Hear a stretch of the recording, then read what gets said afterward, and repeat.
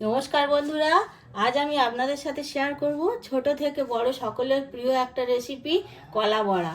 তো কলা বড়া করার জন্য কলা রয়েছে, এগুলো সিঙ্গাপুরি কলা, যে কোনো কলাতেই হবে। তো এগুলো ছিল, আমি তাতেই করছি। প্রথমে কলাগুলোকে নিয়ে আমি ব্লেন্ডারের মধ্যে দিয়ে ব্লেন্ড করে নেব।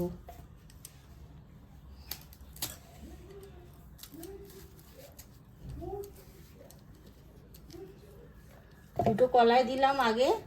তো এই কলার সাথে দিয়ে দেবো আমি 2 চামচ মতো সুজি,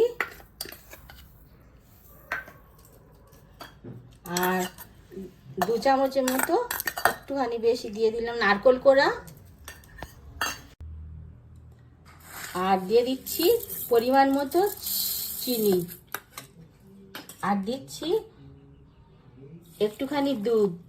এটা মিক্সার গ্রাইন্ডারের মধ্যে দিয়ে এটা আগে আমি একটা ব্লেন্ড করে নেব।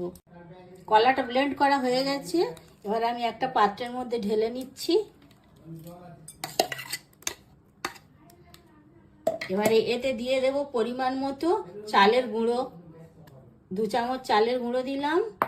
আর দেব ময়দা, 2 চামচ ময়দা। এইরকম সম পরিমাণ চালের গুঁড়ো আর ময়দা দিয়ে এটা মেখে নেব। ব্যাটারটা রেডি হয়ে গেছে, এইরকম থকথকে তৈরি করে নিয়েছি।